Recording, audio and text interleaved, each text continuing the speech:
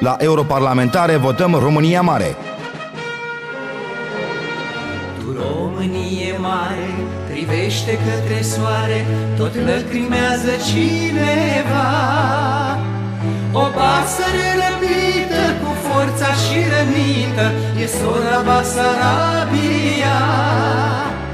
Și chiar de-i părăsită, ea nu este înfrântă, că Dumnezeu o va salva.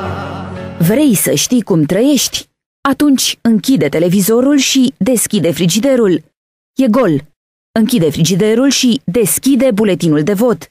Nu mai sta pe gânduri.